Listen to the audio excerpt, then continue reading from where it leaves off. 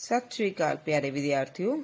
ਅੱਜ ਦੇ ਲੈਕਚਰ ਵਿੱਚ ਅਸੀਂ ਕਰਾਂਗੇ ਤੁਹਾਡੀ ਪਾਠ ਪੁਸਤਕ ਵੰਨਗੀ ਦਾ ਪਾਠ ਨੰਬਰ 1 ਕੁਲਫੀ।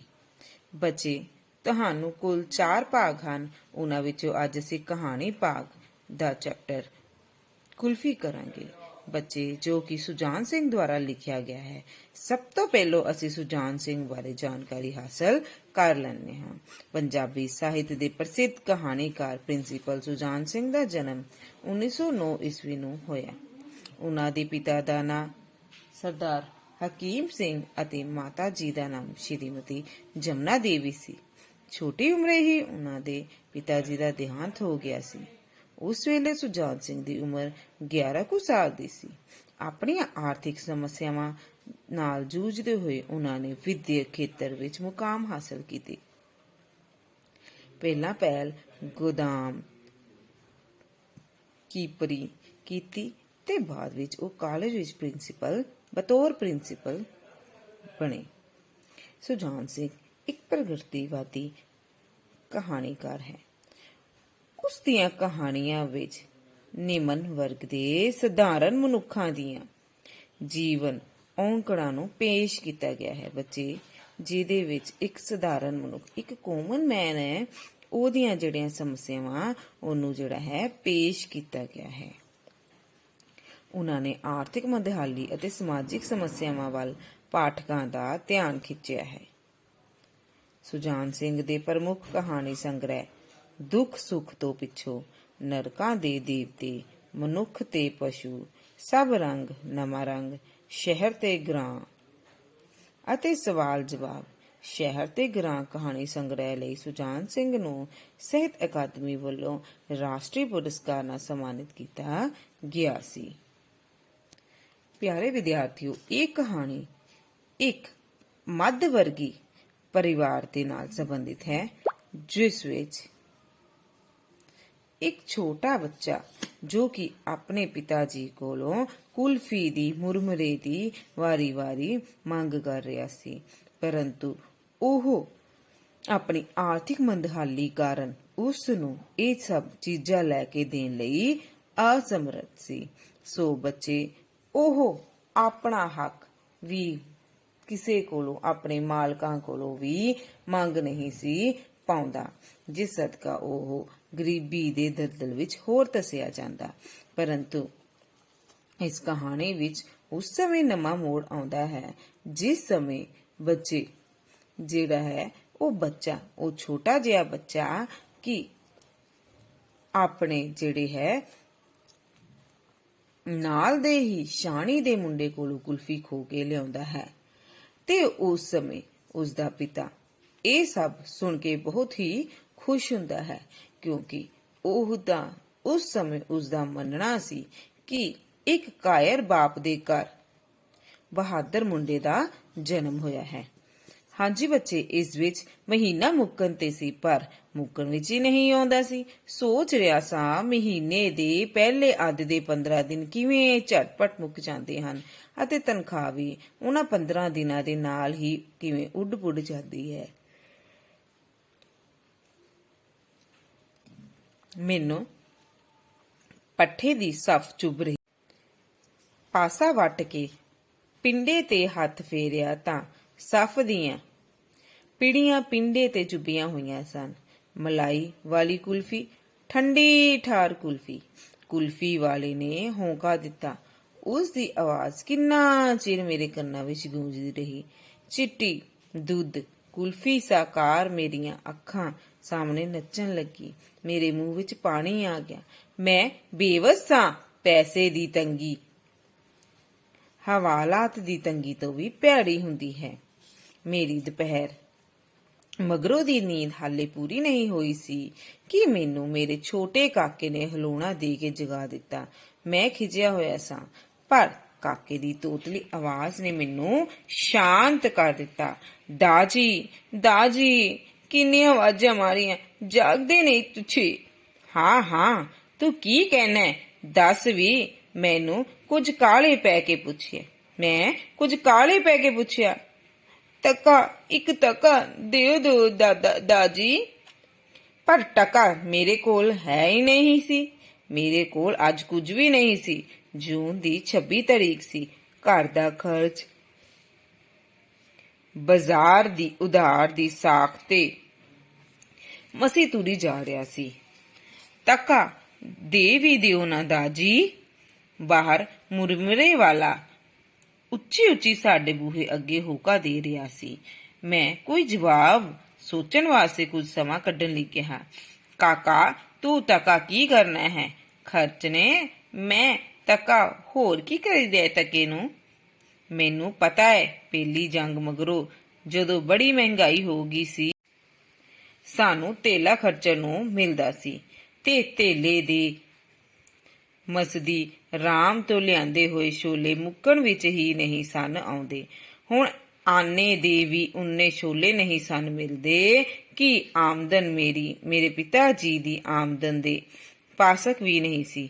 ਹਾਲਾ ਮੇਰੀ ਪੜ੍ਹਾਈ ਮੇਰੇ ਪਿਤਾ ਜੀ ਤੋਂ ਕਈ ਗੁਣਾ ਵੱਧ ਸੀ। ਮੈਂ ਦੁਨੀਆ ਦੀ ਆਰਥਿਕ ਦਸ਼ਾ ਅਤੇ ਇਸ ਦਸ਼ਾ ਨੂੰ ਬਣਾਉਣ ਤੇ ਕਾਇਮ ਰੱਖਣ ਵਾਲੇ ਧਨ ਕੁਬੇਰਾਂ ਤੇ ਵਿਚਾਰ ਕਰਨ ਲੱਗਾ ਕਿ ਉਹ ਸੋਚਣ ਲੱਗਾ ਕਿ ਉਹ ਜਿਹੜੇ ਹੈ ਦੁਨੀਆ ਦੇ ਵਿੱਚ ਬਹੁਤ ਹੀ ਜਿਨ੍ਹਾਂ ਕੋਲ ਧਨ ਹੈ, ਠੀਕ ਹੈ, ਜਿਨ੍ਹਾਂ ਦੀ ਆਰਥਿਕ ਦਿਸ਼ਾ ਬੜੀ ਵਧੀਆ ਹੈ, ਉਹ ਇੱਕ ਪੜ੍ਹਿਆ ਲਿਖਿਆ ਸੀ ਪਰੰਤੂ ਉਸਦੀ ਆਮਦਨ ਜਿਹੜੀ ਹੈ ਬਹੁਤ ਘੱਟ ਹੈ। ਉਹ ਇਹ ਸਭ ਤੇ ਵਿਚਾਰ ਕਰਨ ਲੱਗ ਗਿਆ। ਬਾਹਰੋਂ ਫਿਰ ਮੁਰਮਰੇ ਛੋਲੇ ਦਾ ਹੋਂਕਾ ਗੂੰਜਿਆ। ਨਾਲ ਹੀ ਕਾਕੇ ਨੇ ਆਖਿਆ, ਟਕਾ ਵੀ ਦੇ ਦਿਓ ਦਾਜੀ। ਟਕਾ ਭੈੜਾ ਹੁੰਦਾ ਹੈ। ਮੇਰੀ ਹਾਲਾਤ ਤੋਂ ਪੈਦਾ ਹੋਈ ਬਦਹਵਾਸੀ ਜਿਹੀ ਵਿੱਚ ਕਿਹਾ। ਟਕਾ ਵੀ ਕਦੇ ਭੈੜਾ ਹੁੰਦਾ ਹੈ ਦਾਜੀ? ਟਕੇ ਦਾ ਤਾਂ ਮੁਰਮਰਾ ਹੁੰਦਾ ਹੈ। ਮੁਰਮਰਾ ਭੈੜਾ ਹੁੰਦਾ ਹੈ, ਮੈਂ ਆਖਿਆ ਤੇ ਬਾਕੀ ਗੱਲ ਹਾਲੇ ਮੂੰਹ ਵਿੱਚ ਹੀ ਸੀ ਕਿ ਕਾਕੇ ਨੇ ਕਿਹਾ, ਮੁਰਮਰਾ ਤੇ ਮਿੱਠਾ ਹੁੰਦਾ ਹੈ। ਇਸ ਦੀ ਦਲੀਲ ਦਾ ਮੇਰੇ ਕੋਲ ਕੋਈ ਉੱਤਰ ਨਹੀਂ ਸੀ। ਮੈਂ ਵੀ ਮਿੱਠੇ ਦਾ ਲੋਭੀ ਸਾਂ, ਹਾਂ, ਪਰ ਫਿਰ ਵੀ ਆਪਣੀ ਫੋਕੀ ਹਿਕਮਤ ਜਾਣਦਿਆਂ ਕਿਹਾ, ਮੁਰਮਰੇ ਨਾਲ ਖੰਘ ਲੱਗ ਜਾਂਦੀ ਹੈ ਬੱਚੂ, ਤੁਸੀਂ ਟਕਾ ਦੇ ਦਿਓ, ਮੈਨੂੰ ਨਹੀਂ ਲੱਗਦੀ ਖੰਘ। ਮੁੰਡਾ ਮੱਛਰ ਦਾ ਜਾਪਦਾ ਸੀ। ਟਕਾ ਮੇਰੇ ਕੋਲ ਹੈ ਨਹੀਂ ਸੀ। ਮੈਂ ਟਕੇ ਨੂੰ ਟਾਲਣ ਲਈ ਉਸ ਨੂੰ ਪਤਾ ਨਹੀਂ ਕਿਉਂ ਕਹਿ ਦਿੱਤਾ, ਖਬਰੇ ਵੱਡਾ ਲੋਭ ਦੇ ਕੇ ਭੁੱਲਣ ਲਈ। ਮੁਰਮਰਾ ਗੰਦਾ ਹੁੰਦਾ ਹੈ, ਅਸੀਂ ਸ਼ਾਮੀ ਬਾਜ਼ਾਰੋਂ ਕੁਲਫੀ ਖਾਵਾਂਗੇ।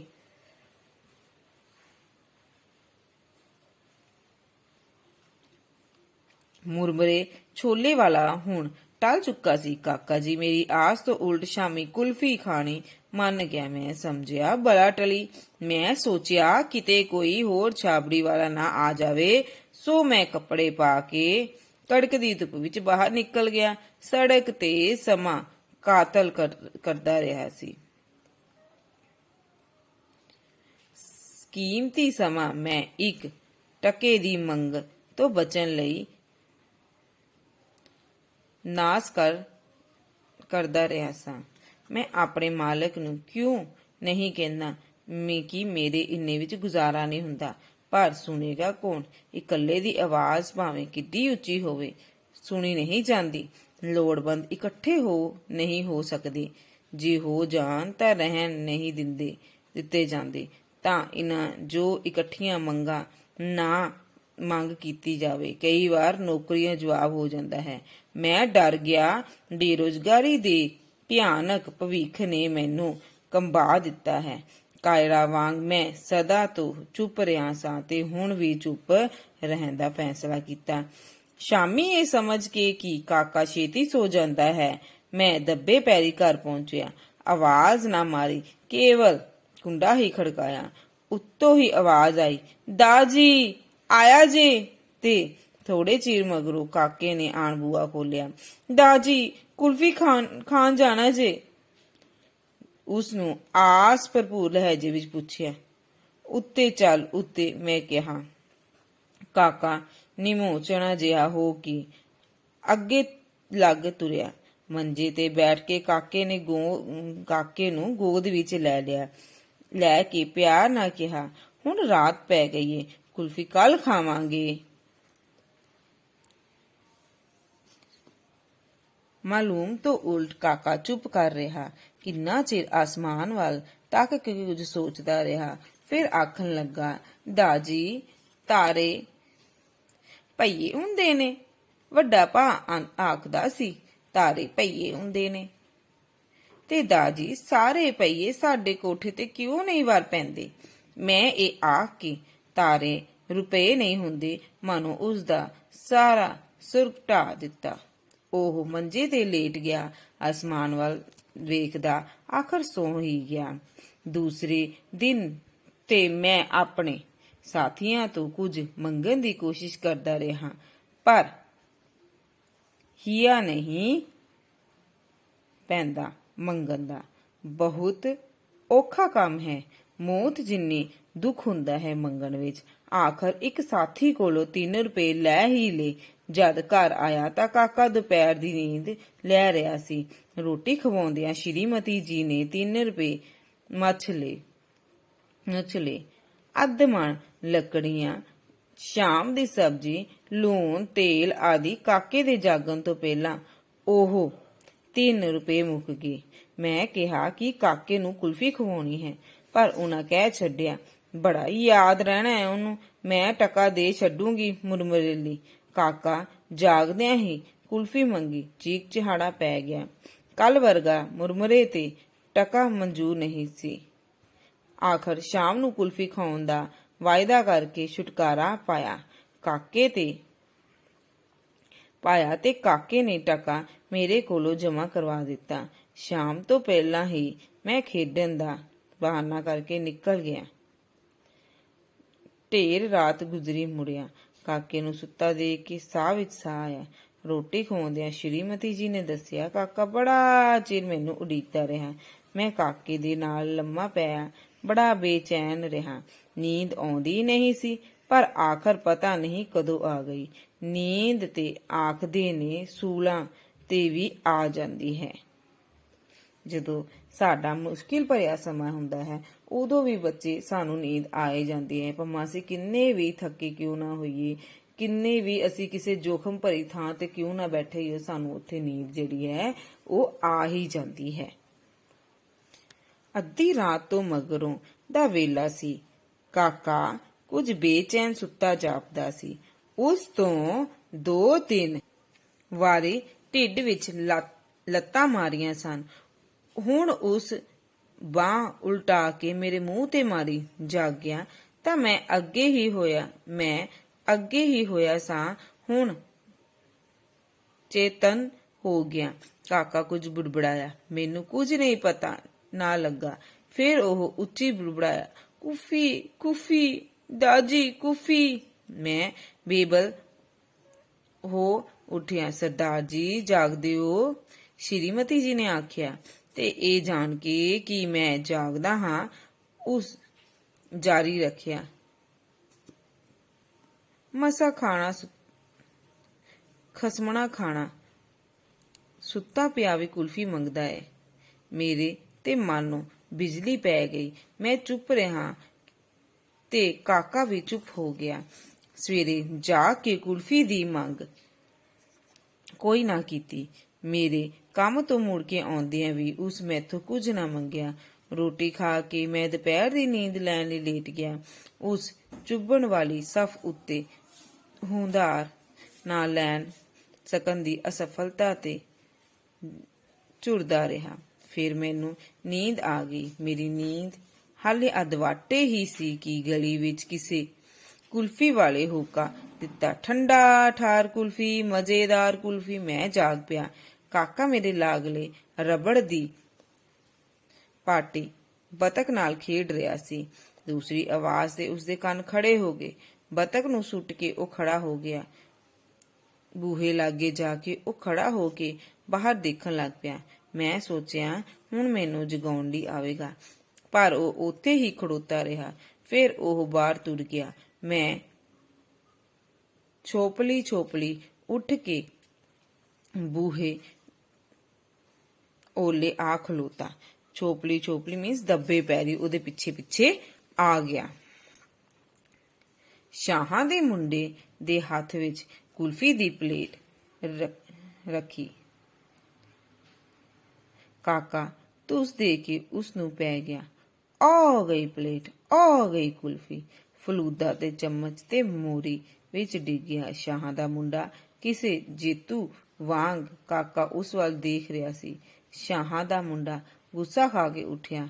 ਕੁਲਫੀ ਨੁਕਸਾਨ ਤੇ ਆਪਣੇ ਹੇਠੀ ਉਸ ਨੂੰ ਜਿਵੇਂ ਨਵਾਂ ਜੋਸ਼ ਆ ਰਿਹਾ ਸੀ। ਜਿਉਂ ਹੀ ਉੱਠਿਆ, ਕਾਕੇ ਨੇ ਫਿਰ ਉਸ ਨੂੰ ਐਸੀ ਠੁੱਡ ਮਾਰੀ ਕਿ ਫਿਰ ਉਹ ਮੋਰੀ ਵਿੱਚ ਜਾ ਪਿਆ। ਚੀਕਾਂ ਮਾਰਨ ਲੱਗ ਪਿਆ। ਕੁਲਫੀ ਵਾਲਾ ਕਾਕੇ ਨੂੰ ਚਪੇੜ ਲੈ ਪਿਆ। ਮੈਂ ਨੱਸ ਕੇ ਕਾਕੇ ਨੂੰ ਚੁੱਕ ਲਿਆ। ਕੁਲਫੀ ਵਾਲਾ ਨੇ ਸ਼ਾਹਾਂ ਦੇ ਮੁੰਡੇ ਨੂੰ ਉਠਾ ਲਿਆ। ਸ਼ਾਹ ਨੇ, ਜੋ ਕਿਸੇ ਦਾ ਉਲਾਂਭਾ ਨਹੀਂ ਸੀ ਸੁਣਦੀ, ਅੱਜ ਸਾਡੇ ਉਲਾਂਭੇ ਦੇਣ ਆਈ। ਕਾਕੇ ਦਾ ਸਰੀਰ ਭਖ ਰਿਹਾ ਸੀ। ਸ਼੍ਰੀਮਤੀ ਜੀ ਨੇ ਕਿਹਾ, ਆ ਖਸਮਣ ਖਾਣਾ, ਤੂੰ ਲੱਗਾ ਹੈ ਹੁਣੇ ਉਲਾਂਭੇ ਲਿਆਉਣ ਤੇ ਮਾਰਨ ਲਈ ਚਪੇੜ ਉਗਾਰੀ। ਮੈਂ ਕਿਹਾ, ਉਹ ਕੁਝ ਵੰਡ ਛਦੈਣੇ, ਕਾਇਰ ਪਿਓ ਦੇ ਘਰ ਬਹਾਦਰ ਮੁੰਡਾ ਜੰਮਿਆ ਹੈ।